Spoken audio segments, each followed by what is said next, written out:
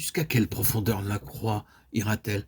Touchera-t-elle à vos vêtements, à vos ambitions, à vos intérêts, à vos projets, à vos biens propres?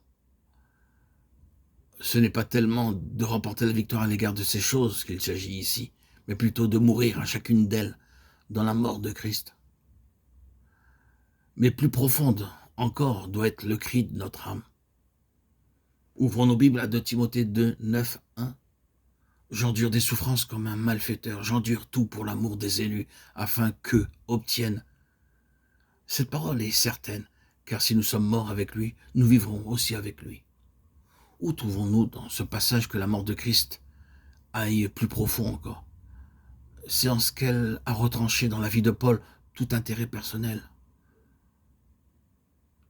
Traité comme un malfaiteur, l'apôtre s'écrie « J'endure soit pour l'amour des élus, afin qu'eux obtiennent, qu'eux puissent obtenir, non pas que moi j'obtienne. » Qui n'est pas désireux dans ce monde battu par la tempête de posséder une vie qui est son centre dans les cieux?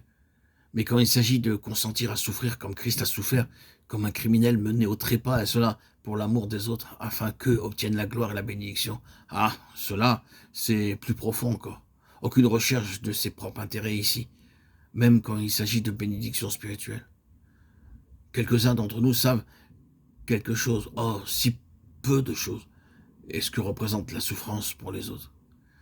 Mais la tentation nous confond toujours à nouveau de se sauver soi-même et de descendre de la croix. Lisez donc 2 Corinthiens 5, 14, 15, et voyons s'il est possible qu'il y ait encore une profondeur plus grande.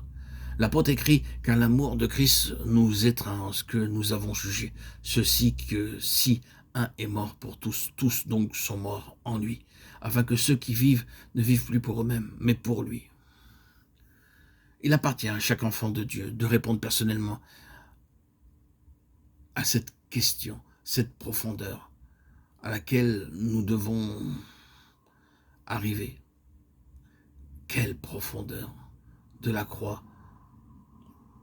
C'est l'esprit qui vivifie, la chair ne sert de rien. Il n'y a qu'une chose que Dieu ne peut et ne veut pas faire pour nous et à notre place, c'est vouloir.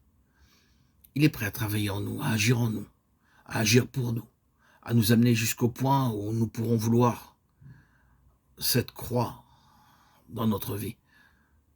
Mais cela, c'est à nous de le faire. C'est à nous, par le libre choix de notre volonté, de donner le coup de barre au gouvernail du navire.